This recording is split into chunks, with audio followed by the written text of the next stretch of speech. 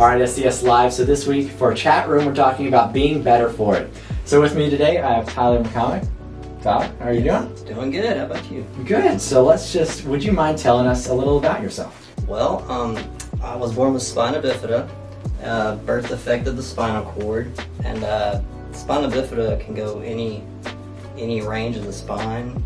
And I'm really fortunate that mine is on the lower end, and any higher, I would be wheelchair bound. So in what ways did it affect you? Physical, social, what?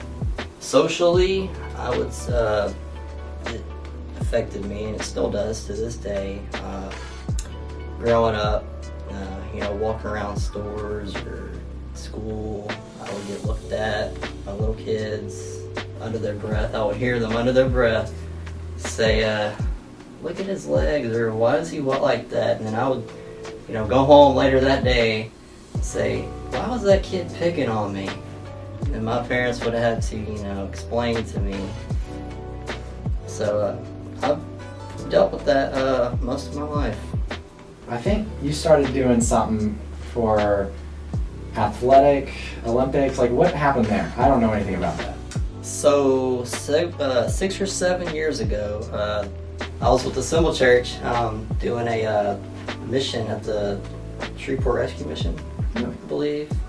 And I had, prior, to doing it, I had no aspirations of doing track and field whatsoever. And I was approached. There was a Paralympian there, and I would see him from a distance. I kept looking at him. I said, "Man, he's in the Paralympics. That's pretty cool." So you're the one staring at him now. Yes, I was the one. It was starting to click at that point. I was thinking, wow, it would be pretty cool to be there. And then, a couple hours later, him and his dad came over and introduced themselves to me, and asked me if I had any thoughts of being, in the Paralympics or doing track and field. So I told him, I said, I'll think about it.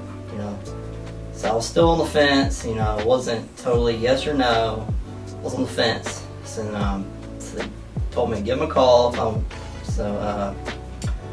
I would say a month went by, and I finally called.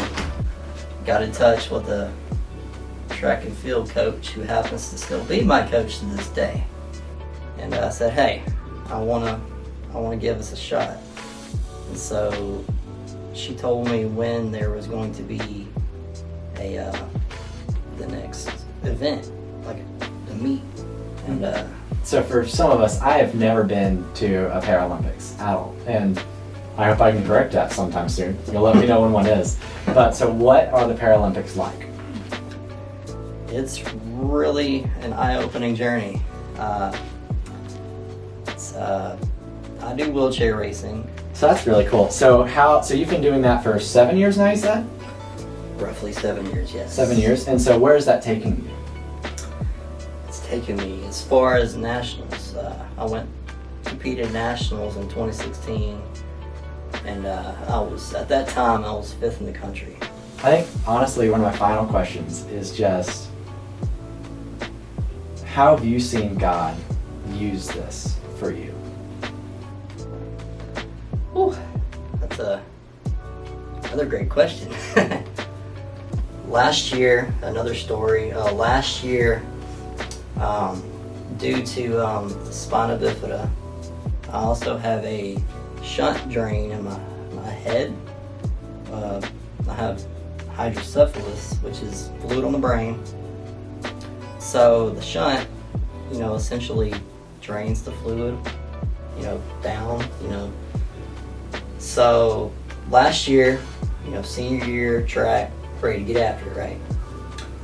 Well, I've had many malfunctions, 8 and counting malfunctions, and I haven't had a problem.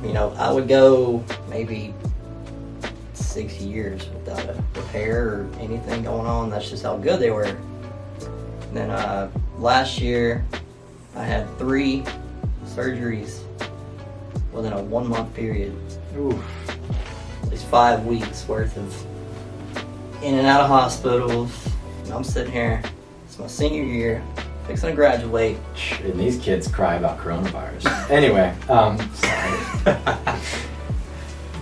But yeah. So depression, that kicked in pretty good for me.